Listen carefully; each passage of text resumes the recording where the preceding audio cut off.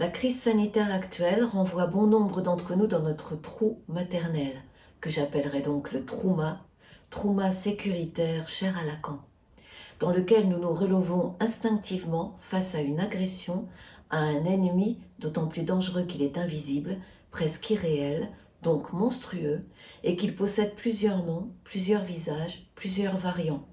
Il est donc difficile à nommer et par conséquent à circonscrire.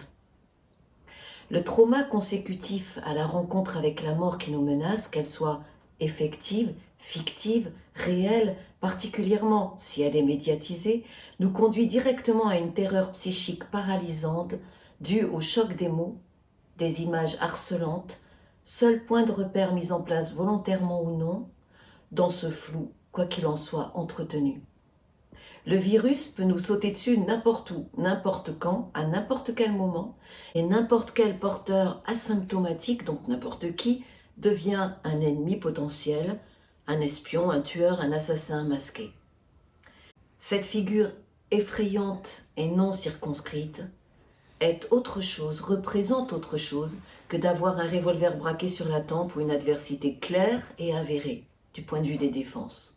Dites aux grands enfants que nous sommes de ne pas sauter une barrière parce que c'est interdit, et vous avez toutes les chances d'en trouver un bon nombre pour relever le défi.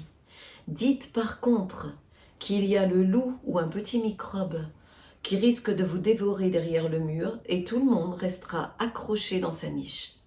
Nous aurons face à un danger potentiel des attitudes différentes qui dépendront en grande partie de nos premiers moments de vie, d'une enfance dite sécure ou au contraire anxieuse.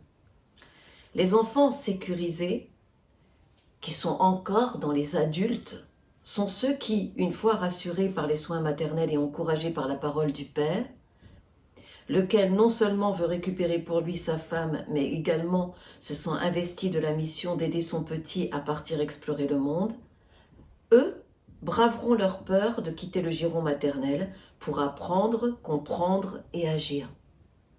En tant qu'adulte, on appelle ce processus être capable de sortir de sa zone de confort. Certains d'entre nous, insuffisamment encouragés, restent longtemps, voire toute leur vie, en flottaison dans ce marasme mortifère que représente la fusion maternelle, incapables de sortir de leur trou. Les débuts de la crise actuelle, dans sa manifestation aiguë, ont mis en perspective plusieurs types de comportements. Beaucoup se sont mis très vite à explorer à la recherche d'informations, soit contradictoires, soit confirmant le discours officiel. D'autres ont été plus loin, à l'affût de publications scientifiques pertinentes. D'autres encore ont élaboré à partir de diverses sources des analyses sociologiques, historiques, géopolitiques. D'autres ont cherché des solutions pour augmenter leur défense physique et psychique. D'autres encore ont joué, regardé des films, certains ont flippé, se sont terrés, figés ou au contraire paniqués, ont couru dans tous les côtés. D'autres encore ont fait rire les autres ou chanté, cherchant le lien. Et la liste des divers comportements est non exhaustive. Nous, tous ou presque, avons senti notre enveloppe psychique, physique, sociale et culturelle, voire économique, menacée. Rares sont ceux qui, néanmoins, ne se sont pas conformés au confinement sécurisant que représentait si bien le trou maternant dont nous parlions précédemment. Le trauma en tant que tel, la peur provoquée par n'importe quelle onde de choc menaçant notre intégrité psychique, nous amène à régresser dans une sorte d'œdème psychique protecteur, un peu comme lors d'une blessure physique. Cet œdème psychique ressemble un peu à la poche des os utérines. À ce moment-là, il y a comme un gel de la partie de nous qui demande à être protégée, le reste de la personnalité continuant de vivre, privée de pas mal d'énergie certes, cette dernière étant pompée pour la défense et la sécurisation de la part vulnérable, donc gelée. Une fois le tsunami émotionnel passé, il faudra pourtant essayer de trouver ou de retrouver cette partie de soi qui empêche d'agir, bloquée dans ce qui devient au fil du temps un étau, mais qui doit renaître. Il faudra aller très doucement. Le trauma vient du fait que nous avons été confrontés à une situation souvent surprenante où les défenses disponibles n'ont pas été suffisantes pour endiguer l'afflux pulsionnel qui souvent réactive des traumas antérieurs.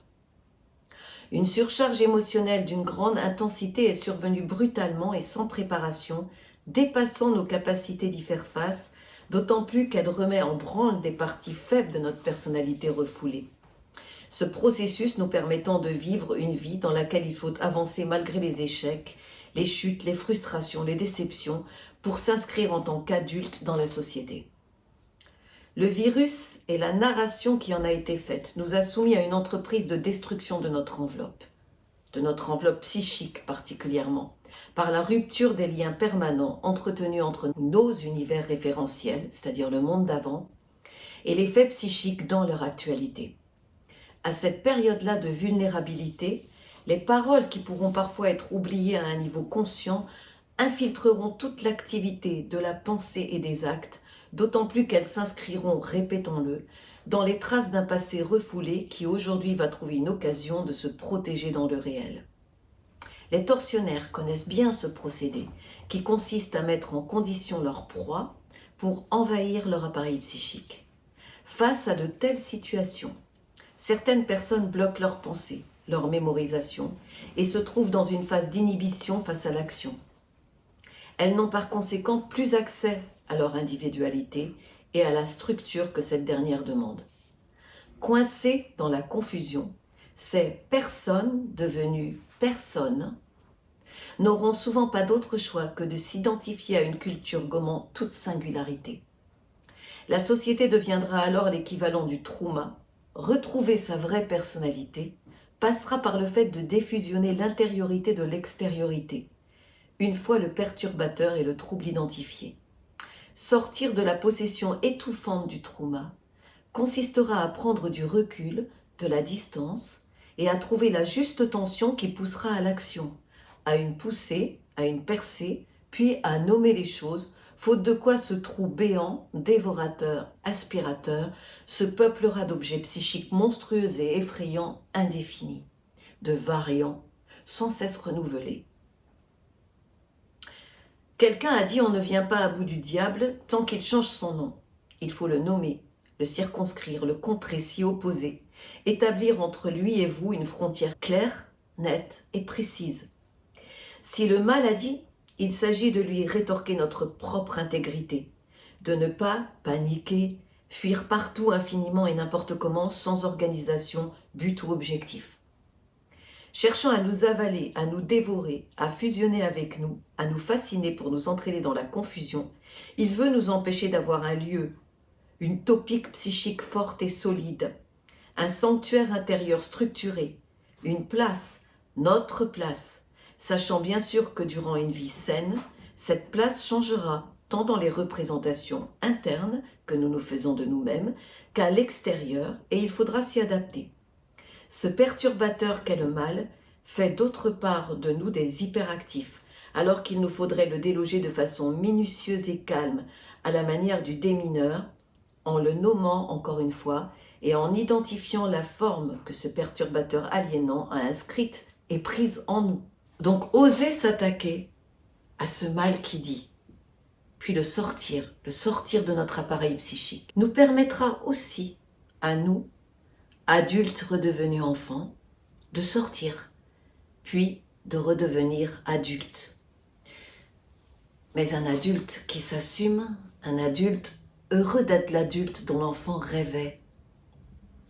Le monde extérieur deviendra petit à petit un terrain mettant en jeu la contrainte, la frustration, certes, mais constructive. Ce terrain sera parfois dangereux, mais il faut apprendre à le connaître en vue de co-naître. Co au sens de avec, c'est-à-dire de naître avec ce nouvel environnement qui nous est offert. Ce nouveau monde exempt de la fausse sécurité aliénante que nous proposait le mal, et ceci grâce à un discours illusoire, d'une soi-disant paix sociale néanmoins contrôlante, étouffante et finalement harcelante, nous permettra de nous confronter les uns aux autres, de nous confronter à la réalité aussi, grâce à nos expériences et nos réflexions individuelles et collectives, en vue de trouver des points d'accord, non pas un point d'accord, mais des points d'accord, nous permettant de vivre ensemble par l'éducation et le débat. Il existe donc un moment, mais aussi un espace transitionnel, un temps de crise entre cette sortie du trou et cette entrée dans la structure du réel. Comment gérer, appréhender ce temps ?